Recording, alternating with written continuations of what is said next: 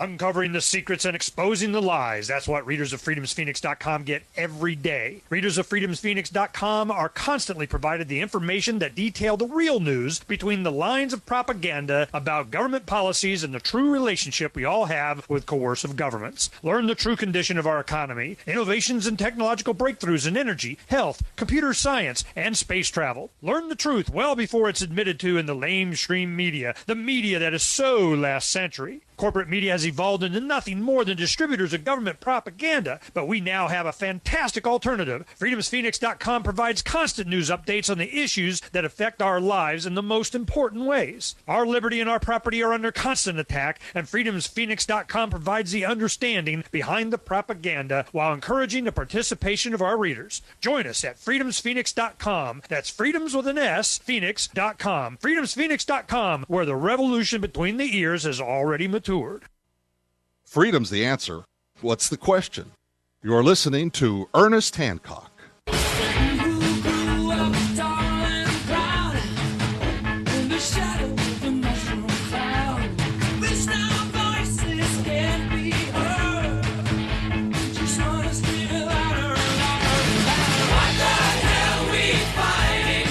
Yeah!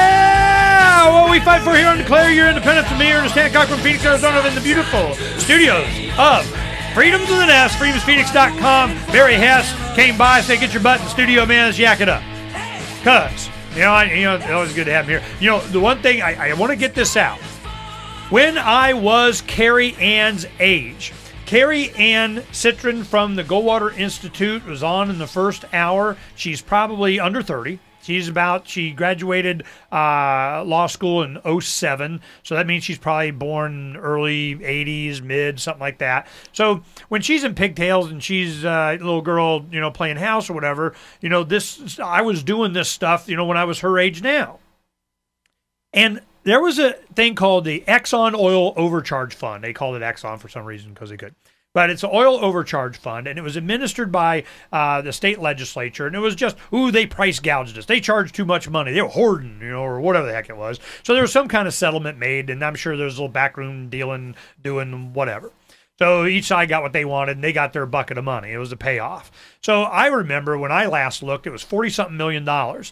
What happened is when I was doing a lot of research on the economics, I was trying to understand the government's role in this thing, and it was evil. It was obvious. It was all for the benefit of, whoever paid most money to get even more money. So I'm going, okay, I get it. Well, there was a gentleman, his name was Sam Steiger. He used to be a congressman here and became mayor of Prescott, and he was kind of, a character of the area, a curmudgeon, I'm going to get him, Well, what happened is he said, Ernie, you want to know what's going on. I'm a young man. He's kind of wanting to mentor me into the Republican Party, Then there were Democrats trying to do the same thing. And he goes, Ernie, you really want to know what to ask for in your freedom of information thing? And probably out of 10, 12 questions that I have, my freedom of information, I did the Department of Commerce and stuff here on some different stuff. I didn't even know what half of them were. They just told me, different people would make sure you ask about this and this and this, you will learn things. One of those was the Oil Overcharge Fund. That was at the advice of Sam Steiger. I did that, and I went, okay, what about this and this and this? That's when the fireworks went off. That's when they're like, sue us to get him, what the heck? And that was the reason. So I went down, I'm like, okay, well, what is this thing? So I started going down. You go down the Arizona Capitol. At the time, this was in the late 80s, early 90s. You go to the Capitol looking for this, this alternative energy department of oil overcharge funded whatever. And it said that on a glass door. It's one of those, like old private detective movies where you have a wood door with a big glass door on it, right? Well, it's kind of a, fogged glass, what do they call it, etched glass. And it had printed on it the oil overcharge, alternative energy, whatever the heck. It was unlocked. Okay, I go in, I open it. It was a storage room. I'm like, okay, I got to, why is it even marked this? Was it ever an office? Did anybody ever do anything with it? It was just a bucket of money that they used to be able to do the plumbing, and it went to their boys. Here in Arizona, alternative energy, pooey, they're not doing anything. It's just, it's smoke and mirrors. It's just pretend money. It's an excuse for them to rip us off again. That's what they do. And that's what this job bill thing is going to be about. And I guarantee you it will be about paying bonds that they create, debt, and no matter what else happens in the municipality, no matter how much depression you go into, no matter how much, you won't be able to declare bankruptcy, and they will make the residents of that area a perpetual slave. And I guarantee it's not just Arizona. I bet you it's every single state. They're going to have some kind of job opportunity, blah, blah, blah, and it's going to be supported by conservative groups like the Goldwater Institute, like the Heritage Foundation, like, all these, because, we got to do something, and it's going to be fascism. What's today? Monday the 17th of January 11, and I said, here it freaking comes, and all you have to do is look for it. It's going to be a job opportunity, a job, but it's got the word job in it. Economic and job. Just do a Google search on the bills in your state. Just go do a search on their state legislature. A lot of times they'll have the bills entered there. Well, they'll wait till, they already got it done on this one. Yeah, because they're already talking about it. But they're waiting until it's done and they got the votes. It's going to be introduced. It's going to be like, 1070, Russell Pierce doing the immigration thing. The only thing that held that off was us pointing out it was a database thing. And all of a sudden it put it on the whoa. But the thing is that they thought they were going to have that in a day. And we kind of, messed that up. But, on this economic thing, same kind of deal. All this database stuff, all this biometric ID and internet, whatever, it's all about control. And this control of the debt in the name of jobs, debt for jobs. You starting to get it? And then what do they say? They're even quoted here. It says, details of, wait a minute, Glenn Hammer, president of the Arizona Chamber of Commerce and Industry, said, we are very bullish that over the next session, probably earlier than later, there's going to be an opportunity to get this passed. Details of a prospective job bill have yet to emerge, but it is expected to be part of an economic development package that will offer business tax reductions on and on and on. And here's the quote I was looking for. Assuming a job bill or economic development package becomes law, job seekers shouldn't expect quick results. Job ads won't increase suddenly when a law takes effect, and people could lose their jobs in the interim because of the expected steep state spending cuts this year. So they're going, we're going to do this, and it's probably not going to have positive effect anyway. We got to do something. What's it going to do? It's going to create more debt. How fast can I get ready? We're getting ready.